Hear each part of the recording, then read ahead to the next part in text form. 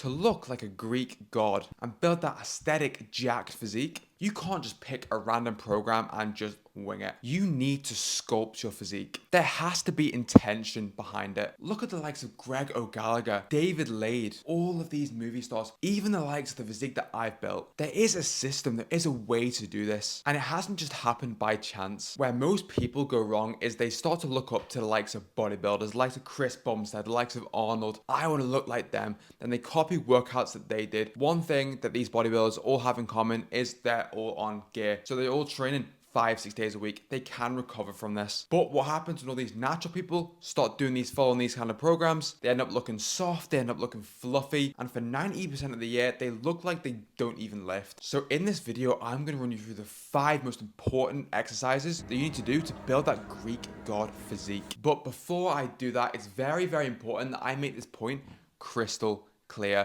Your nutrition is going to make up 80% of the results that you get. So if you do want to look like a Greek god, then nutrition is going to be your main point of focus. There are certain things you can do with your training if you do have your nutrition dialed to make life so much easier for you and to build these areas up to actually look like a Greek god. Because I have spent the past 6 years trying to find the best way to build that Greek god physique so I can help thousands do the exact same. And if you are looking to go into more detail with the training, the diet, and the mindset to get into elite shape, that Greek god physique, I am going to be running a free webinar on the 28th of November where I'm going to be talking through some of the mistakes that I've made, talking through the actual blueprint to build that Greek god physique, completely cutting the bullshit and just giving you what you need to know. If you are interested, click the link in the bio for more details. Trust me, you are not going to regret it. So before I go into the actual exercises that you will need, I am going to run through what muscle groups you actually need to start prioritizing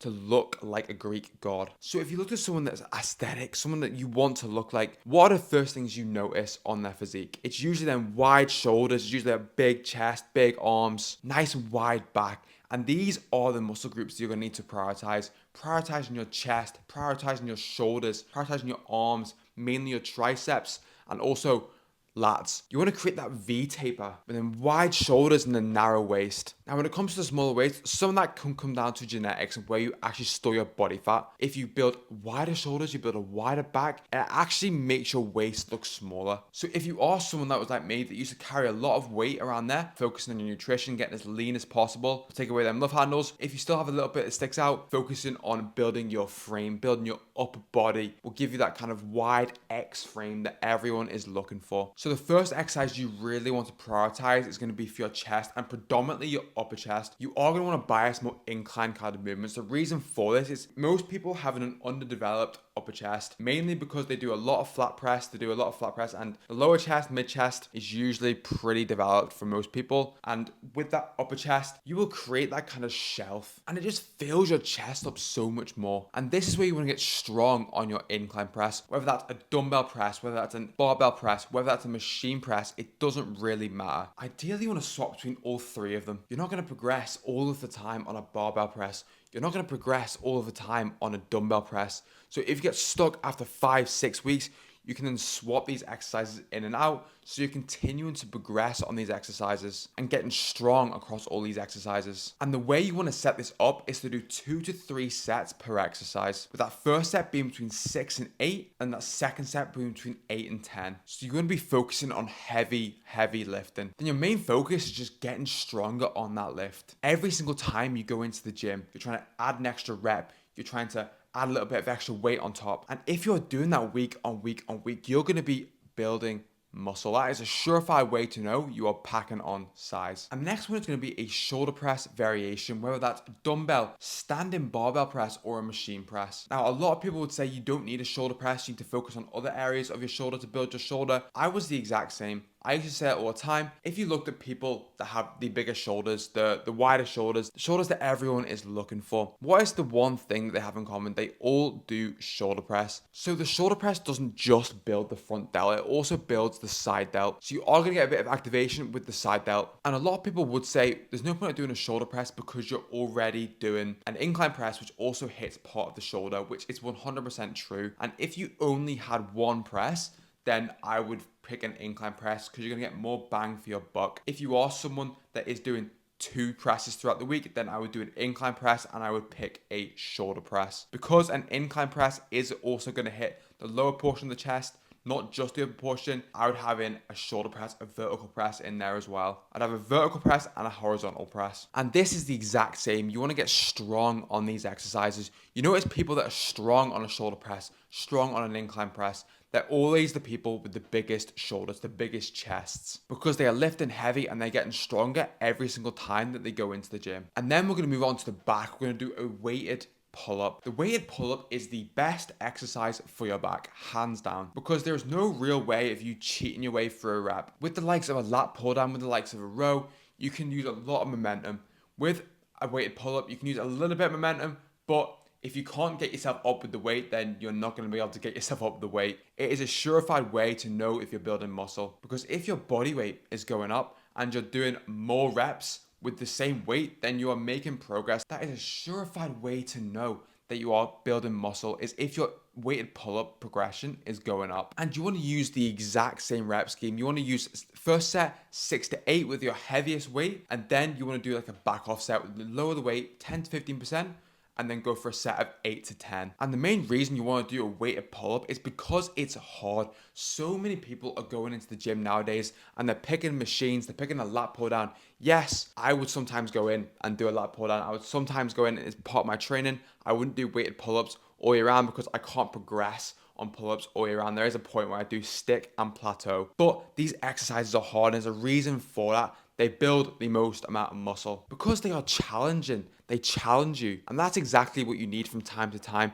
Yes, you can go in and have a bit of fun with the machines, use the machines. They're very, very good. Having these weighted exercises, these weighted bodyweight exercises, they are the staple, and they have been the staple in building my physique. And alongside doing the weighted pull-up, you also want to do a weighted dip. Now, there are 2 ways you can do the weighted dip. You can bias more of the chest, or you can bias more of the tricep. With this one, you want to bias more of the tricep. So if you do want to bias more of the tricep, you want a more of an upright position going up and down. Do not focus on getting too much range of motion going right the way down, because that's when you have problems with your shoulder. Come down to around 90 degrees. This is another exercise. It's unbelievable. 1, for packing on muscle, and 2, it's unbelievable for your ego. There are exercises you are going to do out there that are good for the ego. Having a weight in between you, dipping down, there is no better feeling getting strong on that exercise. But if you want to bias more of the chest, you want to more lean forward. So ideally, you want to bring your hips up, bring your legs up, bring your hips up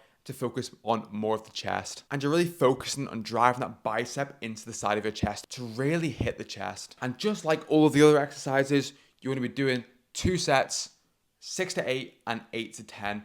Doing your heaviest set first, and then doing a back off set 8 to 10 with a slightly reduced weight. And then finally, the most important one, you're probably thinking, Jack, why have you not mentioned it? I'm mentioning it now. It's going to be a lateral raise. This is going to be the best exercise for creating them wide shoulders, as it puts so much tension on the side delt. Now, when it comes to lateral raises, you can do different variations. You can do a machine lateral raise, you could do a cable lateral raise, you could also do standing, seated, dumbbell lateral raise. It doesn't matter which one you pick.